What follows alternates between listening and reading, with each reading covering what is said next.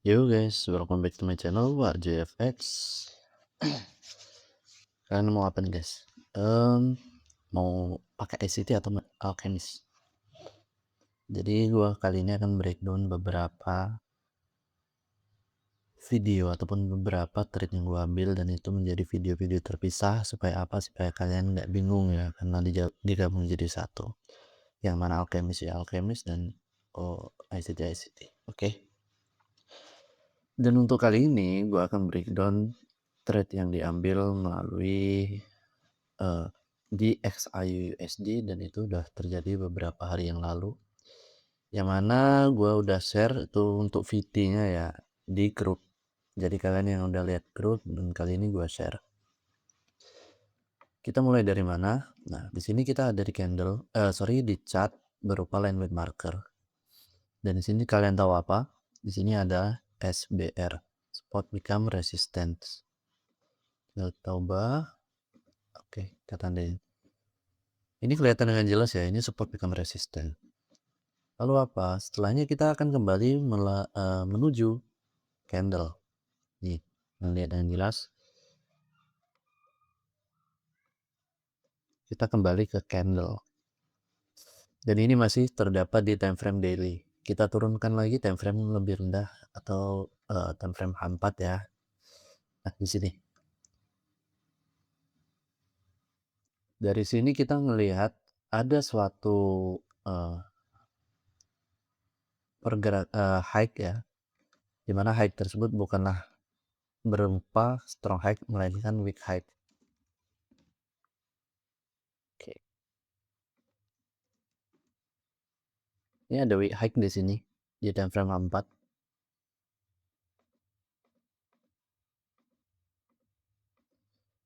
Namun setelah pembentukan weak hike tersebut, di sini kita melihat ada resistance atau E klasik. Jadi kita bisa tandain sebagai E. Oke. Nah, sebelum daripada pergerakan market itu terjadi, kita akan mengupas secara tuntas, melihat ada area apa aja sih yang dilewati oleh harga, ada area apa aja yang disentuh oleh harga. Nah, sini kita melihat ada FVG ya di H4 ya. Mungkin bisa diartikan, wah ini CRT nih. Karena apa? Di sini ada low, ya kan? Di bawahnya ambil FVG, bahkan fill FVG gitu. Dan ekspektasi itu harga setelah ambil low di sini, dia akan naik ke atas untuk ambil high naik. Oke. Oke, banyak orang berekspektasi seperti itu. Mari kita hapus. Kita turun time frame lebih rendah di bawahnya. Ada apa sih? Nah, ya. E-klasik yang udah kita tandain sebelumnya, itu juga berupa sebagai support become resistant di H1. Ini ya. Ini berupa support become resistant di H1. Bang, saya mau ambil di SBR-nya aja. Ya udah, silakan boleh. Jika kalian ambil di SBR-nya itu punya drawdown sebesar 56 pips. Lumayan gede, lumayan gede. But still working ya. Tapi gue nggak beli situ. Gue nggak beli situ. Karena pada saat ini terjadi itu bertepatan dengan yang namanya opening gap. Opening gap cepat atau lambat dia akan diambil. Cepat atau lambat dia akan diambil. Dan ini terjadi secara cepat ya. Bukan pada saat New York-nya dia diambil, tapi di time yang sama. Masih berada pada time Asia. Oke. Turun lagi ke time frame lebih rendah, kita ke M15. Nah, oke. Kita perbaikin weak high. Supaya kalian bisa lebih presisi, supaya kalian bisa lebih aware terhadap area-area yang bakal diambil, atau mungkin POI yang kemungkinan bakal diambil. Kalian bisa menggunakan line weight marker agar kalian nggak bingung ya. Nih, ambil area ini.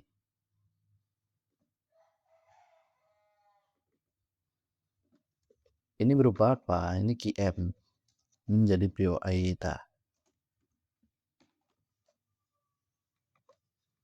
Oke. Setelah kita mendapatkan POI ya, kita balik lagi nih. Jadi first POI kita tadi di awal adalah E-Classic ini boy. Nah, E-Classic ini menjadi POI awal kita karena ini ada di time frame H1 ataupun resisten di H4 gitu. Dari H4 turun ke H1 dan H1 kita melihat di area yang sama, nggak ada area di atasnya yang lain gitu kan. Kemungkinan bisa mendapatkan drawdown kecil atau drawdown minimal lah intinya. Jadi kita turun lagi ke time frame M15 lalu kita dapat ini nih QM entry. Oke. Nah, setelah itu setelah kita menemukan POI apa selanjutnya ya? Selanjutnya adalah algoritma. Algoritmanya seperti apa? Nih, liquidity, swap liquidity bawah, swap liquidity atas. Kita tandain supaya jelas ya.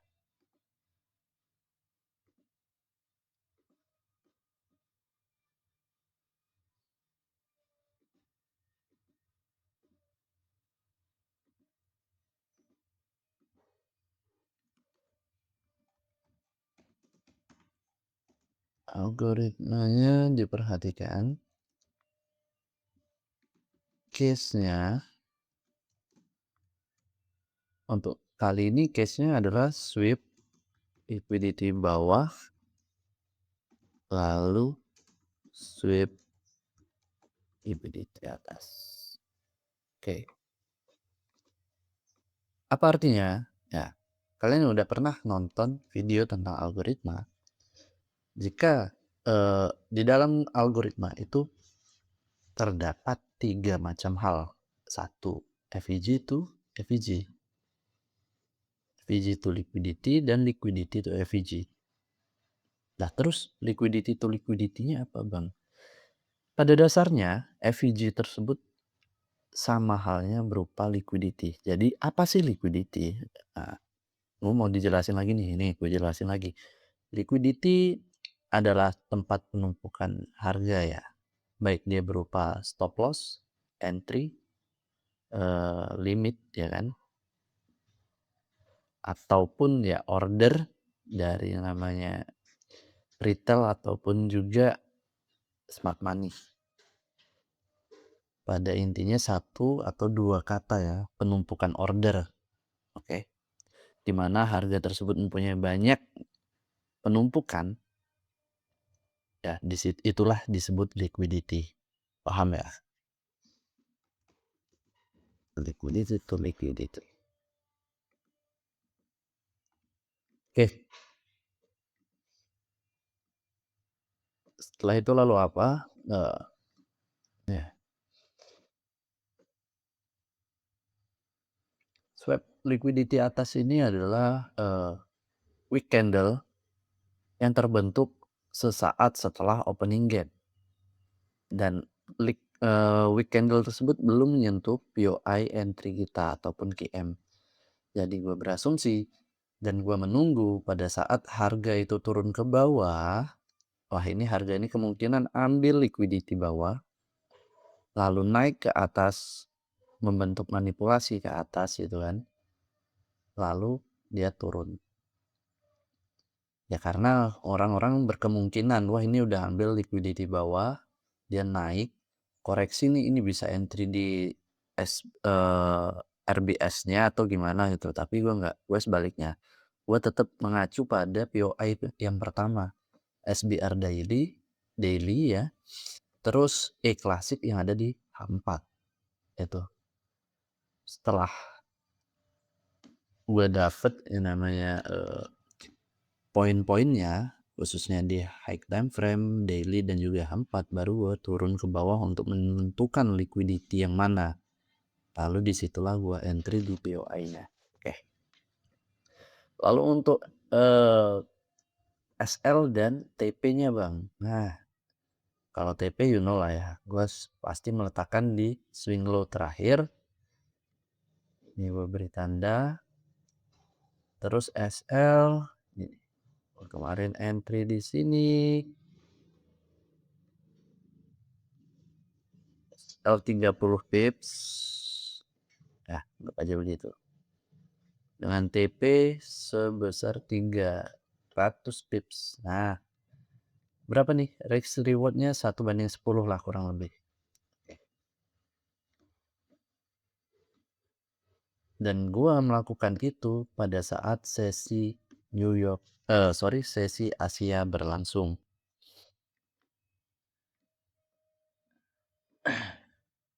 Ini jelas ya, ini kalian paham ya. Simple tapi nggak nggak apa namanya, nggak semua orang itu bisa teliti ataupun detail.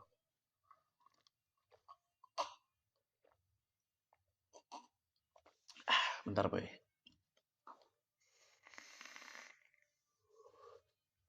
Ini ya, gua rangkum untuk rules yang gua pakai kali ini. Jadi kalian jangan banyak bingung nih bang, kok setiap video beda-beda rulesnya ya. Itu kalian akan paham jika kalian mencobanya sendiri. Kalian bisa trial and error.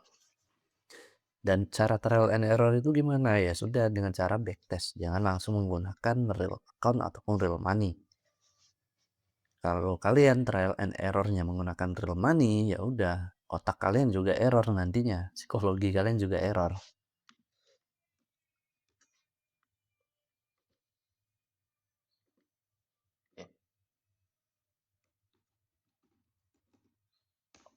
Rulesnya untuk kali ini ya, 1 SBR daily, 2 H4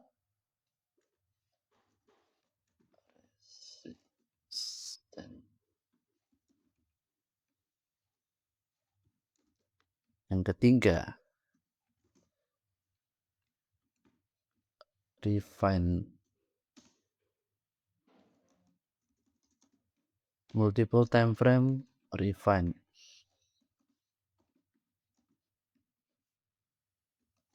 yang keempat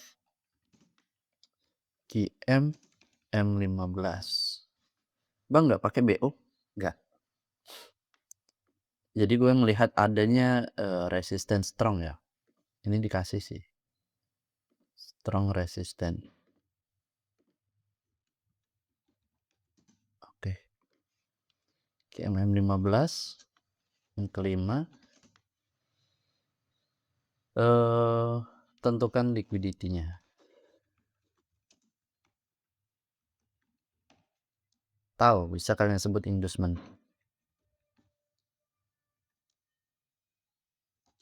Yang keenam, nggak ada sih ya. Yang keenam kalian bisa tentukan exit point, baik itu SL ataupun TP. Nah, oke. Di trade yang gue ambil kali ini, gue punya 6 rules. Ya, yang beberapa poin aja sih, cuman kayak SBR daily, ya untuk pertama, H4 strong resistant, wajib multiple refine, karena untuk memperkecil ataupun meminimalisir namanya drawdown kita.